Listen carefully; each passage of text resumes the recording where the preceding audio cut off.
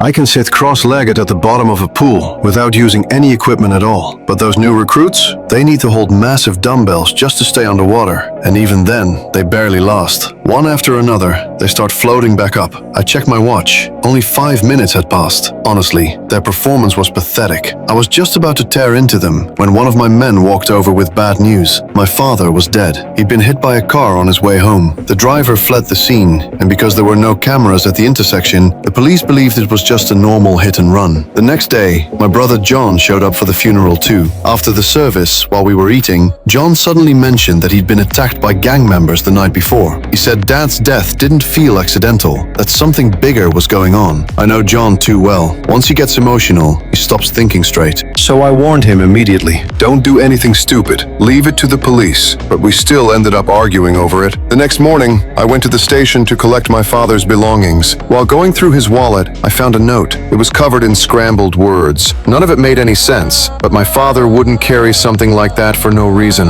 That was the moment I started questioning everything. Maybe his death really wasn't an accident. Later, I went to the crash site myself, and almost immediately, something felt off. The skid marks on the road didn't look right. The driver had clearly hit my father first, then slammed on the brakes afterward. The intersection ahead really didn't have cameras, but just as I was about to leave, I noticed a security camera outside a nearby shop, and it pointed directly at the road. So I tracked down the owner and got the footage from that night. The video made everything clear. The car didn't slow down until after it hit my father. Any normal driver would have swerved instinctively, or at least hit the brakes first. But this driver did neither. That's when I finally realized the truth. This wasn't an accident. It was murder. After talking it through, John and I decided to check out the location marked on the note. But not long after we hit the road, gang members started chasing us. Their car kept ramming ours, not giving us any room to escape. John immediately pulled out his gun and fired back, but their windows were bulletproof, so he had no choice but to jump out of the car. My vehicle was seconds away from flipping over. I climbed onto the roof and jumped straight onto their hood.